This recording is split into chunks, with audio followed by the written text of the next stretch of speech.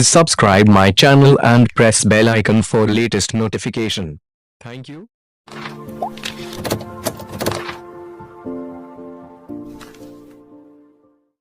नमस्कार दोस्तों, स्वागत है आपका मेरे चैनल में।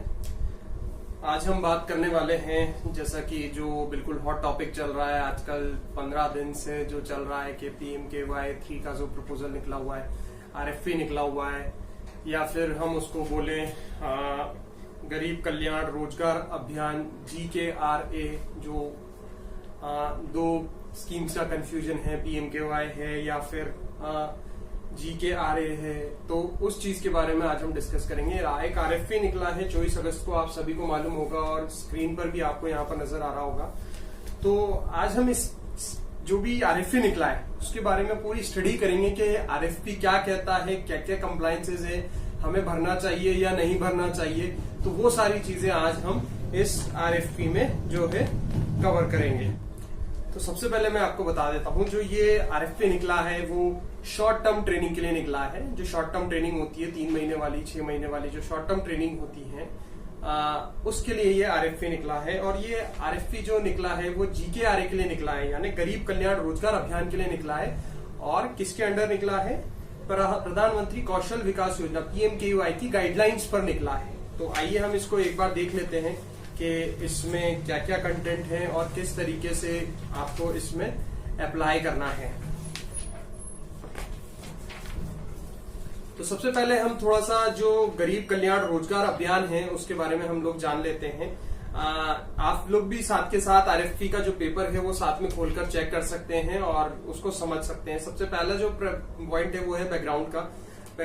द गरीब कल्याण रोजगार अभियान इज 125 डे अभियान launch by honourable prime minister on 20 जून 2020 को जो है इसको लॉन्च किया गया। ऑनरेबल प्राइम मिनिस्टर ने इसको लॉन्च किया। इसका जो मिशन था वो ये था कि 67 लाख माइग्रेंट वर्कर जो थे, जो 116 डिस्ट्रिक्ट्स में वापस आए हैं, तो मकसद ये था कि उन लोगों को ट्रेन किया जाए शॉर्ट टर्म ट्रेनिंग के थ्रू। और इसमें ये चीज भी देखी गई कि मेजरली जो थे वो 6 स्टेट्स थे। 6 स्टेट्स कौन कौन से थे? इसमें उत्तर प्रदेश, बिहार, राजस्थान, उड़ीसा, मध्य प्रदेश और झारखंड। ये स्टेट्स में सबसे ज्यादा माइग्रेंट वर्कर्स ने माइग्रेंट किया है। और उन लोगों के लिए एक शॉर्ट टर्म ट्रेनिंग कोर्स बनाया जाए जो मतलब जो डिमांडेड जॉब रोल्स पर हो, है ना, जो इंडस्ट्री डिमांडेड जॉब रोल्स पर हो, ताकि उनको जॉब्स मिल सके। ठीक है।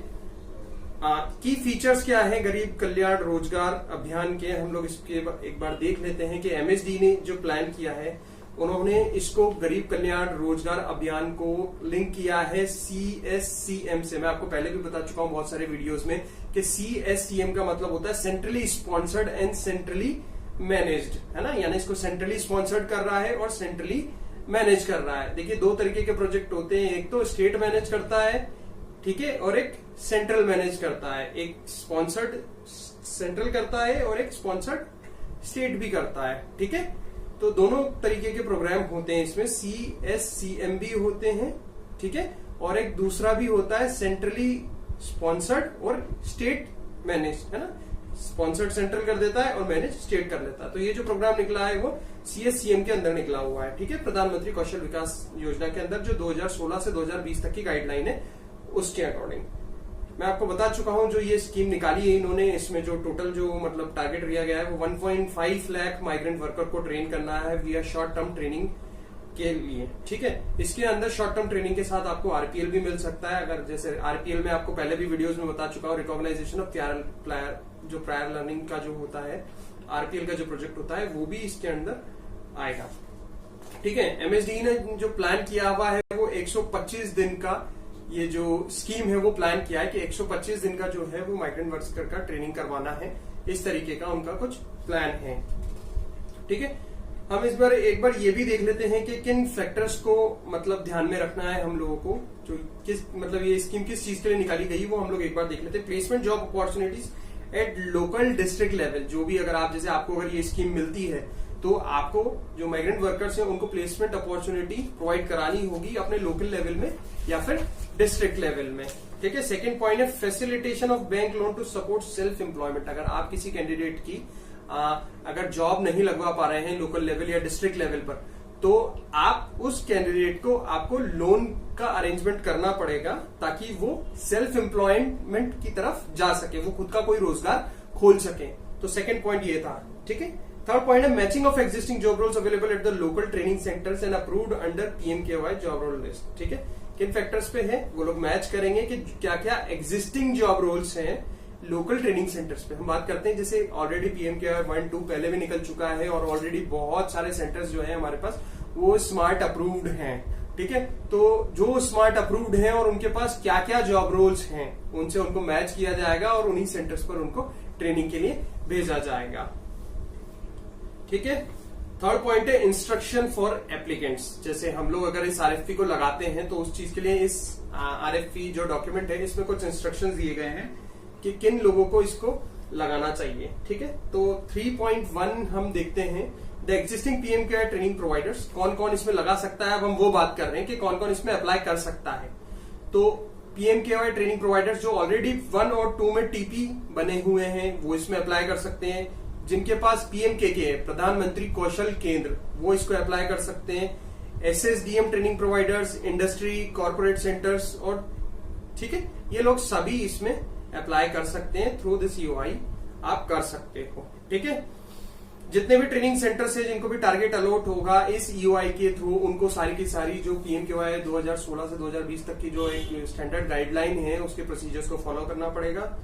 इट मीन्स के आपका सेंटर जो होना चाहिए वो स्मार्ट अप्रूव भी होना चाहिए, अगर नहीं है तो उसको करवाना पड़ेगा। और वो मतलब ऐसा होता है कि अगर आपका स्मार्ट अप्रूव्ड है तो वो 4 स्टार या 5 स्टार होना चाहिए, अदरवाइज वो एलिजिबल नहीं होगा। तो ये सारी चीजें आपको इसमें ध्यान रखनी पड़ेगी, ठीक है। एक एप्लीकेंट जो है वो मल्टीपल डिस्ट्रिक्ट कवर कर सकता है। आप अप्लाई कर रहे हो, आप चाहते हो कि नहीं मैं तो 10 डिस्ट्रिक्ट में करूंगा, तो वो आप कर सकते हो, ठीक है। वो आप अप्लाई कर सकते हो एक से ज्यादा डिस्ट्रिक्ट के लिए, ठीक है। इसके बाद हम देखते हैं the successful applicant organization will intimated and may be invited for signing of MOU, contract और एंटीमेटी बॉन्ड, ठीक है। जो भी अगर आपका सिलेक्शन होता है तो एनएसडीसी आपको इन्वाइट करेगा आपको एमओयू साइन करने के लिए।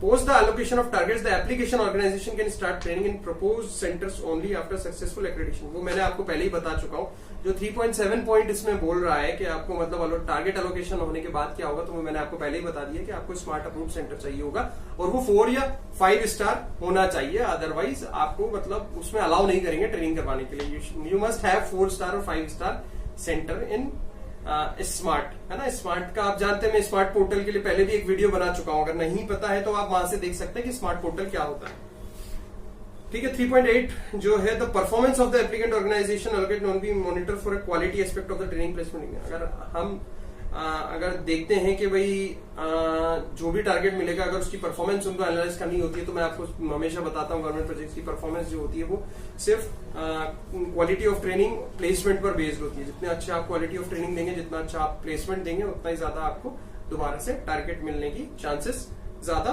बढ़ जाते हैं। 3.9 पॉइंट है जो सभी गवर्नमेंट प्रोजेक्ट्स में मतलब जनरली मिल ही जाता है, सभी में 100% मेरे को मिलता है आजकल, कि आप सब कॉन्ट्रैक्टिंग इसको नहीं कर सकते। सपोज आपको कोई पीएमकेवाई मिल गया है तो आप उसको किसी को भी फ्रेंचाइज नहीं कर सकते, ठीक है। तो ये आपको खुद को ही चलाना है, खुद की बिल्डिंग होनी चाहिए, खुद के प्राइमेसेस और खुद को ही चलाना है। आप इसको थर्ड पार्टी सबलेट नहीं कर सकते, फ्रेंचाइजी नहीं कर सकते और सब कॉन्ट्रैक्टिंग अलाउड नहीं है बिल्कुल। इफ आइडेंटिफाइड तो वो कैंसिल वैंसिल कर देते हैं, शायद इतना होता है, ठीक है। और सारी चीजें मैं आपको इसमें बता चुका हूं कि जो भी पूरा प्रोजेक्ट चलने वाला है ये पीएमकेवाई 16/20 गाइडलाइंस के अकॉर्डिंग इसमें चलने वाला है, ठीक है। हाँ, एक पॉइंट और है 3.11.1, ठीक है। ये पॉइंट सबसे ज्यादा हमें देखने की जरूरत है। इस पॉइंट में लिखा हुआ है NSDC does not guarantee target allocation to any all organization training providers applying through this I. NSDC जो है वो गारंटी नहीं देता है कि अगर आपने ईयूआई भर दिया, आप एलिजिबल हैं, तो आपको टारगेट मिल ही जाएगा। जनरली ये सारी स्कीम्स में आजकल आता है कि बीइंग आप ईयूआई अगर भर देते हैं, आरएफपी भर देते हैं, डजंट मैटर कि आपको टारगेट मिल ही जाएगा, ठीक है। या आप सिलेक्टेड हो जाते हैं, मतलब आप आइडेंटिफाई हो जाते हैं, उसके बाद भी बहुत सारे कंप्लायंसेस होते हैं जहां आपको टारगेट मिलना ना मिलना डिपेंड करता है, ठीक है। तो ये सारी चीजें हैं, मतलब कुल मिलाकर इसमें जो मैं समझ पाया हूं ये पूरा माइग्रेंट वर्कर्स के लिए है और एक शॉर्ट टर्म ट्रेनिंग प्रोग्राम है 125 दिन का जो है इसमें बताया गया है। और प्रेफरेंस जो है वो एक बार हम देख लेते हैं। यहाँ पर पेज नंबर अगर 8 पर हम लोग जाए तो एक प्रेफरेंस वाला जो कॉलम है वो बना हुआ है। वहां लिखा हुआ है कि कौन कौन इसमें मतलब जो लोग अप्लाई कर रहे हैं उनको किस प्रेफरेंस से मतलब प्रायोरिटी वाइज उनका सिलेक्शन होगा, तो वो हम देख लेते हैं एक बार। फर्स्ट प्रेफरेंस उसको दी जाएगी जो ट्रेनिंग प्रोवाइडर है ऑलरेडी और उनके टारगेट्स कैंसिल्ड हो गए थे। And those who have training facilities in the district for the job role requested, जिन जॉब रोल्स के लिए रिक्वेस्ट किया गया है इस RFP में, अगर वो जॉब रोल्स उनके सेंटर पर हैं और वो PMKY के ऑलरेडी ट्रेनिंग पार्टनर हैं और उनके कोई टारगेट्स कैंसिल हो गए थे ड्यू टू पेंडेमिक, तो सबसे पहली प्रेफरेंस उन ट्रेनिंग प्रोवाइडर्स को दी जाएगी। ठीक है। Second preference would be given to those training provided whose targets were cancelled and those who have final training facilities and physical infrastructure in the district but for not for the job role requested. Second preference किसको दी जाएगी? जो training providers हैं और उनके target cancel हो गए थे और उनके पास ट्रेनिंग इंफ्रास्ट्रक्चर भी है, फैसिलिटीज भी है ना, और डिस्ट्रिक्ट में भी आते हैं, लेकिन वो रिक्वेस्टेड जॉब रोल में नहीं आ रहे, तो सेकंड प्रेफरेंस उनको दी जाएगी। ठीक है। पहली प्रेफरेंस किसको दी जाएगी? जो रिक्वेस्टेड जॉब रोल्स में है, जो P1 में जो परफॉर्मा है उसमें बताया गया है, तो उसके अकॉर्डिंग अगर रिक्वेस्टेड जॉब रोल में आते हैं तो सबसे पहली प्रेफरेंस उनको दी जाएगी। और सिमिलरली अगर जो जिनके पास वो जॉब रोल नहीं है तो सेकंड प्रेफरेंस उनको दी जाएगी। थर्ड प्रेफरेंस बिल्कुल क्लियर है, जिन लोगों के पास PMKK है, प्रधानमंत्री कौशल केंद्र, थर्ड प्रेफरेंस हमेशा PMKK की है। फोर्थ प्रेफरेंस उनको दी जाएगी जो PMKK हैं और उनके पास सारी चीजें हैं, फैसिलिटी भी है ना, और वो भी है जो जॉब रोल रिक्वेस्ट की गई है। फिफ्थ प्रेफरेंस उनको दी जाएगी जिनके टारगेट्स जो हैं, जिन ट्रेनिंग प्रोवाइडर्स के टारगेट कैंसिल हो गए थे और उनके पास फिजिकल प्रेजेंस या ट्रेनिंग फैसिलिटी नहीं है, तो फिफ्थ प्रेफरेंस उनको दी जाएगी। इस तरीके से ये सारी 8 से 9 प्रेफरेंस दी गई है। आप इसके प्रेफरेंस के अकॉर्डिंग आप अपना चांसेस देख सकते हैं कि आपका अगर आपको RFP फाइल करना चाहिए नहीं करवाएंगे, आप इसमें कहाँ लाई करते हैं, क्योंकि इन्होंने 9 प्रेफरेंस दे दी। अगर आप 6, 7, 8, 9, मैं तो कहता हूँ 5, 6, 7, 8, 9 अगर इन प्रेफरेंस पे भी आप लाए करते हैं तो इस RFP को आपको जाना नहीं चाहिए, क्योंकि इसमें बहुत ज्यादा कंपटीशन है। इसमें सारे वो लोग कूद जाएंगे जो ऑलरेडी ट्रेनिंग प्रोवाइडर है PMKY 1 में, जो ऑलरेडी स्मार्ट पे अप्रूव्ड है PMKY 2 में, तो बहुत ज्यादा इसमें कंपटीशन होगा। तो मैं कहता हूं कि जो लोग मतलब 5, 6, 7, 8, 9 अगर इसमें प्रेफरेंस आ रही है उनकी, मतलब वो लाए करते हैं, तो बिल्कुल भी उन्हें RFP नहीं भरना चाहिए। और उससे पहले हैं अगर 3 या 4 तक आते हैं तो सोचना चाहिए 1, 2, 3 को इसमें डेफिनेटली भरना चाहिए। ठीक है। आगे बढ़ते हैं। की एक्टिविटीज जो है आप सभी को पता है 24 अगस्त को ये आप सभी को पता है कि 24 अगस्त को ये GKRA का जो है ये नोटिफिकेशन आ गया था। सभी ने मेरे पेज पर देख भी लिया होगा और जो लिंक है वो 4 सितंबर को ही इसका ऑन हो चुका है कि आपको RFP जो है वो ऑनलाइन किस तरीके से अप्लाई करनी है, वो ऑलरेडी 4 सितंबर को आ चुका है। और लास्ट डेट जो है सबमिशन की वो 15 सितंबर है। आज 13 सितंबर है, परसों इसकी लास्ट डे है, तो कोई भी इसको RFP को ऑनलाइन जाकर 1 दिन में अप्लाई कर सकता है। ठीक है। तो ये छोटा सा जो था, हमने इसका जो RFP है PMKY का, उसका हम लोगों ने स्टडी किया है और आप लोग भी इसको अच्छे से स्टडी करके एक बार ऑनलाइन आप इसको फाइल कर सकते हैं। ऑनलाइन जो है वो एक पोर्टल है, जो RFP PMKY का जो पोर्टल होता है NSDC का, आप सिंपल सा इजीएस्ट है वो, अगर आप उसको गूगल करेंगे RFP PMKY लिखेंगे तो आ जाएगा वो सामने। ठीक है। वहां जाकर आपको अपना यूजर ID क्रिएट करना होगा। वैसे बहुत सारे ऐसे लोग हैं जिन्होंने प्रीवियस PMKY 3 जब आया था पेंडेमिक के पहले, तो उस टाइम पर भी सभी ने भरा था और उस टाइम पर भी मैंने वीडियो अपलोड किया था PMKY 3 के लिए।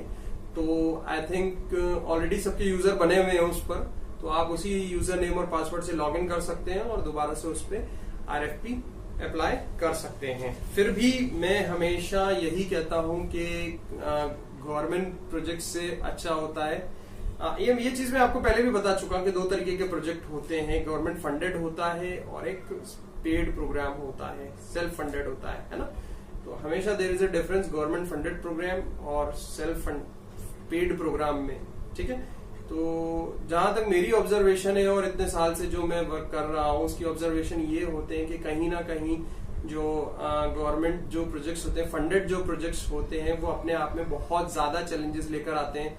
उनमें आपको ट्रेनिंग क्वालिटी मेंटेन करनी होती है, placement up to the mark करना होता है, सारी चीजें मतलब as up to the parameter करनी होती है। और उसमें सबसे बड़ा ड्रॉबैक होता है कि बच्चा ट्रेनिंग के लिए नहीं आता। तो जब बच्चा ट्रेनिंग के लिए नहीं आता तो आपको कोई ना कोई मैनेजमेंट करना पड़ता है, और उस रिजल्टिंग जितना पैसा हम लोग कैलकुलेशन में लगाते हैं वो उसके अकॉर्डिंग नहीं मिल पाता। तो इस तरीके की कुछ ऑब्जर्वेशन है, मैंने वीडियो भी डाला हुआ है इसकी एक ऑब्जर्वेशन का, आप उसको देखिए। पूरी केस स्टडी मैंने बताई भी कि कौन सा करना चाहिए, सेल्फ फंडेड जरूरी है या नहीं है। तो आप देखिए कि करना चाहिए नहीं करना चाहिए। मैंने आपको बता दिया प्रेफरेंस वाइज, अगर आप 4 to 4, 5, 6, 7, 8, 9 पर आते हैं तो इसको RFP को नहीं लगाना चाहिए। वैसे ये वीडियो जो है मेरा वो बहुत ज्यादा लास्ट में आया है, क्योंकि थोड़ा इस महीने में बहुत ज्यादा व्यस्त था, तो इस वजह से जो ये वीडियो है वो स्टार्टिंग में नहीं डाल पाया। होप आप लोगों को ये वीडियो जो है पसंद आया होगा और RFP भरने में आपको इसमें मदद मिलेगी। वीडियो को देखने के लिए बहुत बहुत धन्यवाद। तो लाइक का बटन बिल्कुल दबा दीजिए, सब्सक्राइब करना ना भूले मेरे चैनल को। अगर सब्सक्राइब किया है तो लेटेस्ट नोटिफिकेशन जितनी भी आती है मेरे वीडियोस की वो आपकी स्क्रीन पर होगी। प्लीज प्लीज प्लीज वीडियो को लाइक कीजिए। अगर आपको वीडियो पसंद आया है तो लाइक कीजिए, कमेंट में लिखकर मुझे बताइए कि आप लोगों को वीडियो कैसा लगा।